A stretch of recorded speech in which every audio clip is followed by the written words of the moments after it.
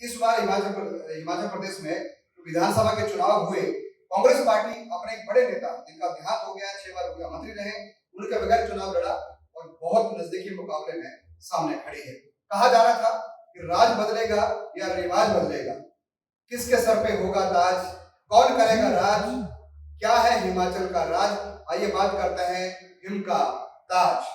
आज हमारे साथ जो चर्चा में यहाँ मौजूद हैं, मैं इस तरफ जाना चाहता हूँ, समाज सेवक हैं और बहुत बड़े अनुभवी व्यक्ति है हिमाचल प्रदेश की, हर तरह से भौगोलिक दृष्टि से परिचित हैं। ठाकुर एस चौहान जी, आपका स्वागत है। और इधर शिवेंद्र मल्होत्रा जी हैं जो भारतीय जनता पार्टी हिमाचल प्रकोष्ठ के सह संयोजक चंडीगढ़ से हैं, आपका भी बहुत बहुत अभिनंदन है। केसी वर्मा जी है, आपका अभिनंदन है। और आप अरुण जी, आपका भी अभिनंदन है। ये सारे अतिथि हैं, आज चर्चा में शामिल हैं।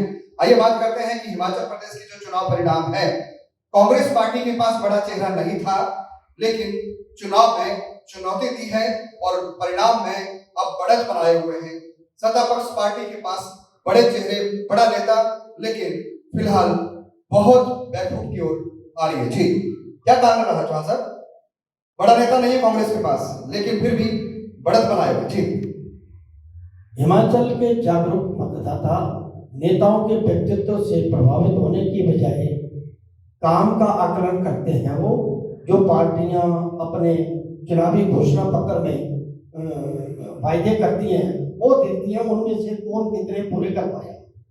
कांग्रेस का, हालांकि कांग्रेस इस टाइम बड़ी कमजोर स्थिति में थे पूरे भारत में, लेकिन हिमाचल में कांग्रेस ने विगत अपने शासनकाल में कुछ अच्छे काम किए हैं, जिसका श्रेय लेकर लोग आज उनको दोबारा शायद सत्ता में मौका दे रहे हैं। वीरभद्र जी ने भी अपने शासनकाल में अच्छे निर्णय लिए, अच्छे काम किए, लेकिन यहाँ बीजेपी का जो स्थानीय नेतृत्व है, प्रादेशिक नेतृत्व है, प्रदेश की जो बीजेपी है, उसमें कई बार असमंजस की स्थिति रही। सवाल ये कि आखिरकार बड़ा चेहरा नहीं था कांग्रेस के पास और राज बदलेगा, रिवाज बदलेगा, बहुत बड़ा मुकाबला देखने को मिला। बड़े नेता भाजपा के हिमाचल प्रदेश में गए, बड़ी रैलियां हुई, लोगों को बताया गया, समझाया गया। तो क्या लगता है कि कांग्रेस को वोट मिले हैं या लोगों को बहुत सारी शिकायतें रही है, उनके मुद्दे, उनके वादे पूरे नहीं हो पाए हैं, कोई कारण रहा? जी, कांग्रेस को कोई विशेष, कोई कांग्रेस की तरफ इतना रुझान या कोई वो नहीं कह सकते। ये बीजेपी के कुछ नेताओं का जो फेलियर, को नाकामी है, उसकी वजह से निराश होकर लोगों ने कांग्रेस को प्राथमिकता देना ठीक समझा।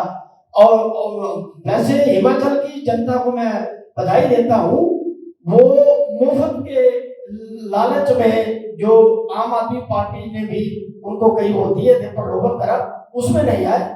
वो एक बुनियादी इसको इंफ्रास्ट्रक्चर को मजबूत देखना चाहते हैं, बजाय मुफ्त में कोई चीजें लेने की। और बहुत बड़ी बात की है जी, चौहान साहब ने बहुत बड़ी बात की है कि मुफ्त का जो वहाँ पे एक आम आदमी पार्टी की बात कर रहे हैं कि उन्होंने जो प्रचार किया उसमें उनको अच्छा रिस्पॉन्स नहीं मिल पाया। हिमाचल जनता, मैं भी बात करता हूँ जी।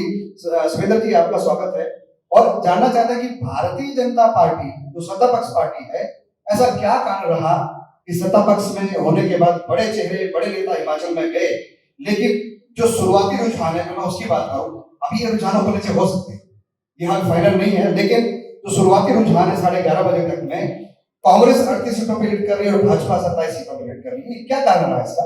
क्या लगता है आपको कि कहां चूक हुई? देखिए ठाकुर साहब, अभी तो जैसे आपने सही बोला कि ये शुरुआती रुझान है और जो बिल्कुल ही जब शुरू हुए थे, काउंटिंग शुरू हुई थी, तो बीजेपी लगभग 2 घंटे तक कॉन्टिन्यूसली जो है लीड कर रही थी और अलग अलग बूथों के अलग अलग बॉक्सेस खोल रहे हैं। तो आप जो रुझान है वो बड़ा टाइट मसला है, इसलिए थोड़े से ऊपर नीचे हो रहे हैं, बट मैं पूरी तरह से श्योर हूँ कि बीजेपी जो है सरकार बनाएगी। और 14 राउंड है, अभी चल रही है, काउंटिंग चल रही है, अभी लगभग आधे राउंड हुए हैं, तो मुझे लगता है कि 1-1.5 बजे तक जो है स्थिति थोड़ी सी हो जाएगी। बट हमने जो बीजेपी ने जो काम किए हैं हिमाचल प्रदेश में, तो वो लोगों तक पहुंचे हैं। हमारे जो बड़े बड़े नेता, जैसे आपने बोला कि बीजेपी के हिमाचल में आए हैं, रैलियां की हैं, तो उसका जो उद्देश्य है वो सीधा सीधा यही है कि हम लोगों तक जो हमने कार्य किए हैं उनको पहुंचाएं। तो मेरे हिसाब से हम सफल हुए हैं उन कार्यों तक पहुंचाने के लिए। और जैसे कि आपने बोला कि ये हिमाचल का रिवाज है कि सरकारें जो है हिमाचल के लोग 5 साल बाद बदल देते हैं, और तो इसलिए हमारे लिए थोड़ा चैलेंजिंग हो सकता था, लेकिन मुझे पूरी उम्मीद है कि हमें इस बार जो है सरकार बनाने का फिर से मौका मिलेगा।